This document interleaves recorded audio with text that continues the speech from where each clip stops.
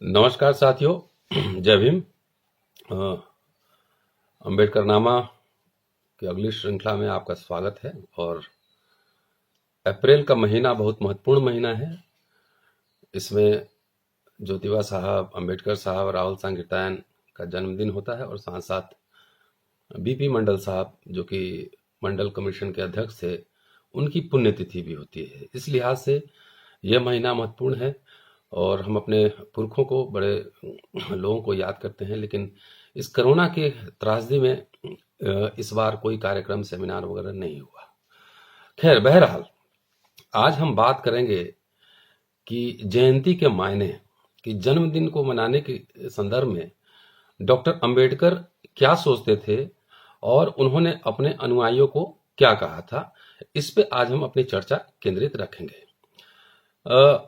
मुंबई में 26 अप्रैल 1942 को डॉक्टर अंबेडकर का 50वीं जयंती जन्म दिवस मनाने के लिए, गोल्डन जुबली सेलिब्रेशन के लिए मुंबई के कामगार मैदान में एक बड़ी सभा रखी गई थी, जिसमें तकरीबन 10,000 लोग शामिल हुए थे। उस समय अंबेडकर अपने विस्फोटक शोध, महत्वपूर्ण शोध कि हिंदुओं ने हमारे लिए क्या किया, इस पे काम कर रहे थे, इसलिए वो काफी व्यस्त थे। लेकिन इस व्यवस्था से समय निकालकर वो इस कार्यक्रम में शामिल होने पहुंचे। यहाँ पे लोगों ने 508 रुपये उन्हें चंदा दिया, एक थैला दिया। और इस कार्यक्रम की अध्यक्षता नगर निगम के एक सदस्य एमबी दोंडे साहब ने की। याद रखिएगा, अंबेडकर वहां पे कोई माला नहीं पहन रहे थे, जय जयकार नहीं करवा रहे थे, कुछ इस तरह का आडंबर नहीं। और जो बात उन्होंने कही, एक लाइन में उन्होंने कही कि मैं अपना जन्म दिवस नहीं मनाना चाहता। ये बात है, इसकी व्याख्या बाद में करूंगा कि उन्होंने क्या कहा आखिर। बहरहाल ये समय सेकेंड वर्ल्ड वॉर का है, द्वितीय विश्व युद्ध का है, और पूरे दुनिया में हंगामा है और world turned upside down. Bharat में भी आंदोलन, ब्रिटिश हुकूमत के खिलाफ आंदोलन तेज चल रहा था। तो इस कार्यक्रम में उन्होंने जो बातें रखी वो बहुत दिलचस्प है, बेहद दिलचस्प है। उन्होंने कहा कि ब्रिटिश हुकूमत ने हमारे साथ धोखा किया है। ब्रिटिश हुकूमत ने हमारे साथ धोखा किया है।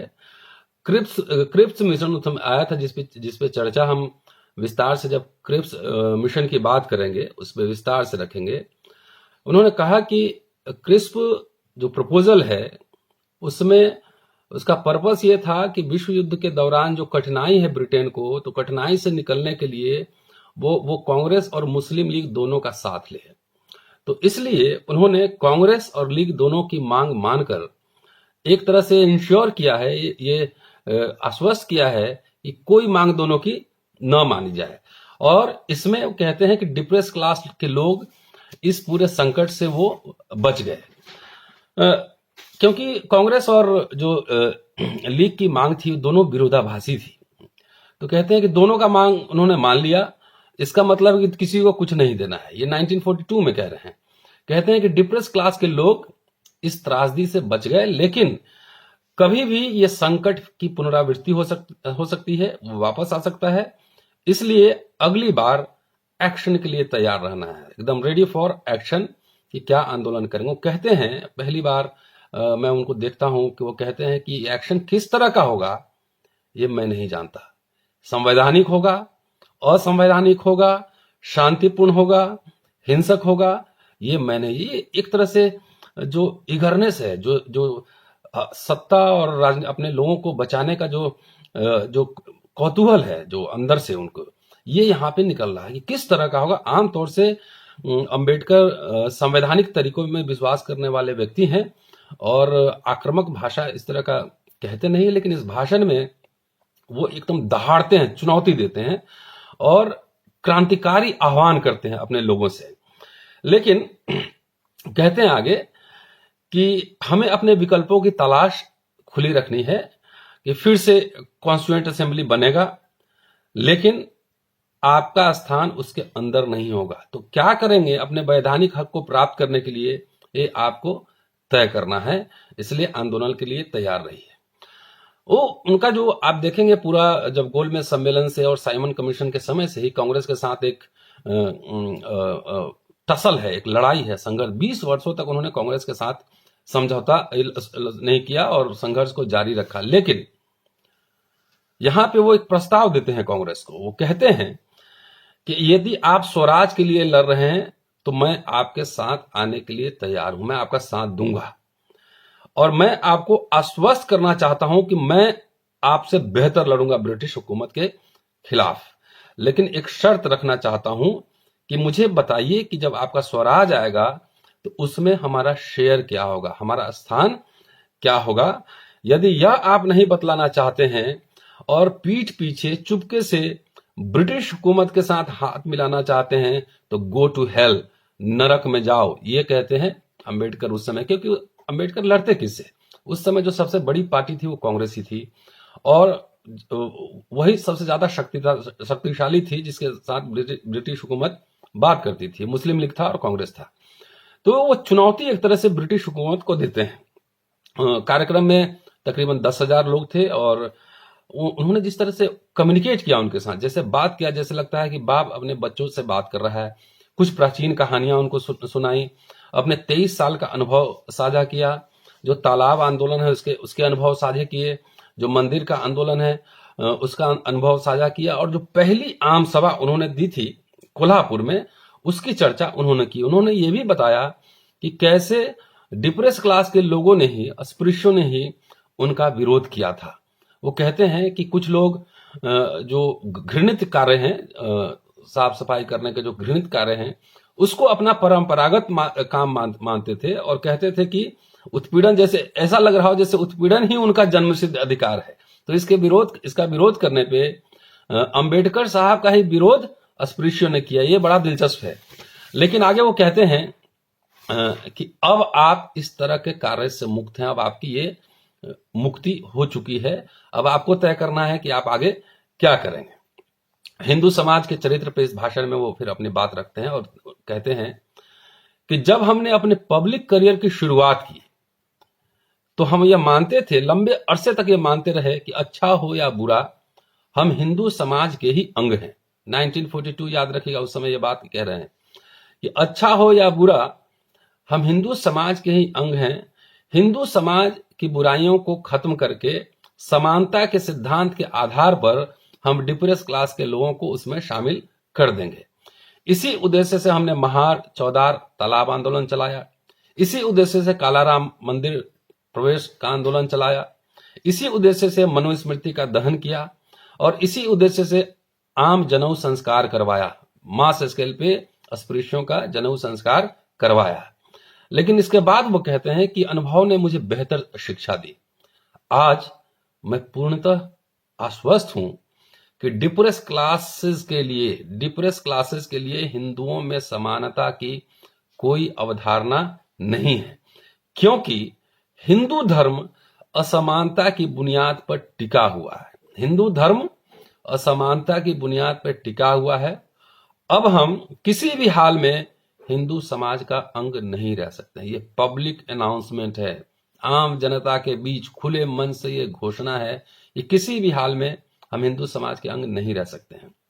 अब सवाल था कि क्या करें, व्हाट नेक्स्ट, अगर हम ये नहीं है वो नहीं है फिर करें क्या। तो इस सवाल के जवाब में वो कहते हैं कि हम उचित समय पर इसका निर्णय करेंगे। अभी मैं बस इतना कहना चाहता हूं कि किसी भी परिस्थिति में हम हिंदू समाज का हिस्सा नहीं रह सकते। हम इस देश में सरकार में भागीदार बनना चाहते हैं। हम राजनीतिक शक्तियों का बंटवारा चाहते हैं। हमारे राजनीतिक अधिकार हिंदुओं के अधिकार से स्पष्ट रूप से अलग, पृथक माने जाने चाहिए। यदि हिंदू हमारे इन अधिकारों को मानने के लिए तैयार हैं, तब इस आंदोलन में, देश की मुक्ति के आंदोलन में हम साझा संघर्ष में साथ देने के लिए तैयार है। यहां नोट कीजिए, हमारे कई साथी सोशल मीडिया पर एक ही दिन में पूरा समाज को केमिस्ट्री के लैब की तरह बदलना चाहते हैं। अगर डॉक्टर अंबेडकर की राइटिंग्स आप पढ़ेंगे तो बहुत सारे सवालों पे उन्होंने बात नहीं की है, उसको छोड़ ही दिया है, क्योंकि आपको फोकस्ड रहना होता है, एजेंडा पे फोकस्ड रहना होता है। और कहते हैं जैसे पानी के अंदर जब लोहा को काटना होता है तो वेल्डिंग मशीन उसमें नहीं जाती है, तो इसलिए पानी की धार से काटा जाता है। तो अंबेडकर वॉज वेरी क्लियर, बहुत क्लियर था कि अभी 50 तरह के मुद्दों में हम नहीं भटकेंगे, सिर्फ और सिर्फ अभी पॉलिटिकल क्वेश्चंस पे बात करना है, हमें राजनीतिक अधिकार चाहिए, हमको राजनीतिक शक्तियों का बंटवारा चाहिए, डिप्रेस क्लास के हितों की रक्षा करनी है, ये बात थी। जो साथी सोशल मीडिया में आजकल एक सर्टिफिकेट बांटू संप्रदाय भी आ गया है, हर बात पे किसी को ये कह देना कि आप छदम अम्बेडकरवादी हैं, आप अम्बेडकरवादी नहीं हैं। पता नहीं वैसे साथी अंबेडकर को कितना पढ़ते और समझते हैं। इसलिए इस कार्यक्रम के माध्यम से ये मैं संदेश भी देना चाहता हूं कि अंबेडकर को पढ़े नहीं, पूजे नहीं, अंबेडकर को पूजे नहीं, पढ़ें, उनको समझें, उनकी रणनीति को समझें। तो इसलिए यहां पढ़ा जाना जरूर, फोकस, एक समय में एक ही काम करना चाहिए और पूरा ध्यान केंद्रित करके उसी पे रखना चाहिए। आगे अपने अनुयायियों से अंबेडकर ने महत्वपूर्ण बातें कही। वो कहते हैं वो नायक पूजा में विश्वास नहीं रखते थे और न ही अपने अनुयायियों से ऐसी अपेक्षा रखते थे। उनका मानना था कि इस देश में नायक पूजा की बुराइयों तथा इससे उत्पन्न होने वाले संकट से वो बहुत परिचित थे, बहुत अवेयर थे। तो उन्होंने बहुत इत्मीनान से और जोर देकर कहा कि विगत 15 वर्षों से आप मेरा जन्मदिन मना रहे हैं, मैं इसमें कभी शामिल नहीं हुआ। नोट कीजिएगा, आजकल हमारे बहुत सारे नेता लोग वो चाहते हैं कि बर्थडे में है उनका गुणगान किया जाए, महिमा मंडित किया जाए। अंबेडकर 1942 में अपना गोल्डन जुबली सेलिब्रेशन में ये घोषणा कर रहे हैं कि पिछले 15 वर्षों से आप हमारा जन्मदिन मना रहे हैं, लेकिन मैं कभी शामिल नहीं हुआ। मैंने सदैव इसका विरोध किया है, मैं इसका विरोधी रहा हूं। अब आप मेरा जन्मदिन का गोल्डन जुबली मना रहे हैं, अब बहुत हो गया, too much, it is enough. इसके बाद कोई भी समारोह, कोई भी उत्सव हमारे जन्मदिन के अवसर पर न किया जाए। उसका कारण ये बताते हैं, ये नोट कीजिएगा, बहुत इंपॉर्टेंट पॉइंट है। उसका कारण ये बताते हैं कि नेताओं के प्रति अति आग्रह, जरूरत से ज्यादा इज्जत दे रहे हैं, आप उनके लौट गए हैं चरणों में, कि अति आग्रह जनता के आत्मविश्वास को कमजोर कर देता है। ये पॉइंट है, यहां पे मार्केबल पॉइंट है। फिर वो इसकी व्याख्या कैसे करते हैं, वो अवतारवाद के सिद्धांत, हिंदू धर्म के अवतारवाद के सिद्धांत से इसको जोड़ते हैं। कहते हैं कि हिंदू समाज का निरंतर पतन क्यों हुआ, क्योंकि अवतारवाद के सिद्धांत में विश्वास रखते थे। इसका मतलब है कोई संकट हुआ, अभी जैसे कोरोना का क्राइसिस है, तो बहुत लोग गोबर में ढूंढ रहे हैं दवाई, गोमूत्र में ढूंढ रहे हैं, कुछ लोग यज्ञ कर रहे हैं, कुछ लोग पूजा कर रहे हैं, कुछ लोग ये मान के बैठे हैं कि कोई अवतार आएगा तो उनका संकट दूर करेगा। तो वो कहते हैं कि अवतारवाद ने इस शिथिल कर दिया मनुष्य को, नहीं, कोई संकट है, क्राइसिस है, तो कोई देवता आएंगे और हमारा जो है उद्धार करेंगे। बोले इस सिद्धांत को नहीं मानना है आपको, मैं इस सिद्धांत को मानने के लिए नहीं कह रहा हूं, इसको मानना नहीं है, क्योंकि आप इससे अपंग हो जाएंगे। और कहते हैं कि आपकी मुक्ति आपके प्रयासों के द्वारा ही होगी, आपके हाथों में है। ये सब इंपॉर्टेंट बात है, समझने की है। अपने व्याख्यान का जो समापन कर रहे हैं, जो निष्कर्ष दे रहे हैं, उसमें ब्रिटिश हुकूमत के साथ साथ हिंदुओं को भी उन्होंने चेतावनी दी। उन्होंने कहा कि ब्रिटिश हुकूमत को यह याद रखना चाहिए कि सत्ता के हस्तांतरण के समय, transformation of power, depress classes के लोगों को पर्याप्त गारंटी मिले। यदि वे ऐसा नहीं करेंगे तो डिप्रेस क्लासेस के लोग हर संभव तरीके से ब्रिटिश हुकूमत का विरोध करेंगे, उनसे लड़ेंगे। यदि हिंदू क्लासेस अगर हमें ये गारंटी देते हैं कि हमें अधिकार मिलेगा, तो हम उनके साथ मिलकर इस साझा संघर्ष को आगे बढ़ाएंगे और ब्रिटिश हुकूमत के खिलाफ लड़ेंगे।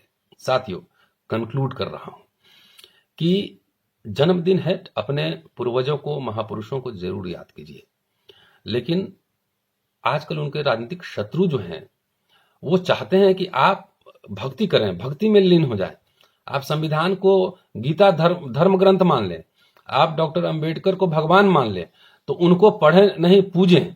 तो ऐसे लोगों से बचना है। दूसरा जो सवाल उन्होंने छोड़ा है कि नेताओं की भक्ति नहीं करनी चाहिए, क्योंकि उससे आपका जो है आत्मसम्मान और आपका जो सेल्फ कॉन्फिडेंस है, आत्मविश्वास है, वो खत्म हो जाता है। इन बातों को ध्यान में रखना चाहिए साथियों। और जब भी, इसलिए मैं ये बात साझा कर रहा हूं, काफी कि कम से कम शब्दों में यह बात आपके बीच पहुंचे। अगर ये विमर्श अच्छा लग रहा हो तो मैं आपसे आग्रह करूंगा कि इस वीडियो को लाइक करें, शेयर करें, आप अपनी समीक्षा लिखें। और मैं कोई अगर ऐतिहासिक रूप से गलत कर रहा हूं, मैं रेफरेंस यहां बता रहा हूं कि जो मैं बात कह रहा हूं वो है वॉल्यूम 17 पार्ट 3 पेज नंबर 234 से 37 तक लेकर ये व्याख्यान वहां पे आपको मिलेगा, कि ये आप वहां जाकर देख सकते हैं, पूरा व्याख्यान पढ़ सकते हैं। मैंने यहाँ पे सिर्फ निष्कर्ष निकाला है।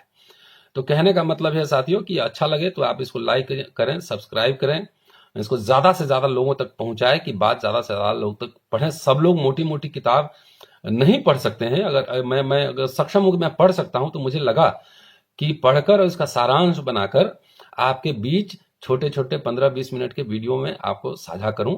तो इसलिए इसको ज्यादा ज्यादा शेयर करें और समीक्षा लिखें। जो बात मैं कह रहा हूं वो अंतिम सत्य नहीं है। आप हिस्ट्री में हम लोग को ये एक ट्रेनिंग होती है, ये प्राइमरी सोर्स को जाकर चेक करना चाहिए, वो सेकेंडरी सोर्स पे विश्वास नहीं रखना चाहिए। तो इसलिए मैंने प्राइमरी सोर्स अंबेडकर साहब की ओरिजिनल राइटिंग का मैंने हवाला दिया है। यदि पसंद लगे तो जरूर शेयर करें, नंबर 1। नंबर 2, आप सोशल मीडिया में, आप जितने प्लेटफॉर्म्स में 3 जगह पे उपलब्ध हूं, फेसबुक पे हूं, ट्विटर पे हूं और इंस्टाग्राम पे हूं। ट्विटर पे मेरा आईडी है रतनलाल72 और इंस्टाग्राम पे डॉक्टर.रतन.लाल, डॉक्टर.रतन.लाल। शुक्रिया साथियों, जय भीम। फिर अगले वीडियो में नए मुद्दे के साथ आपसे मुलाकात होगी। शुक्रिया, थैंक यू, जय भीम।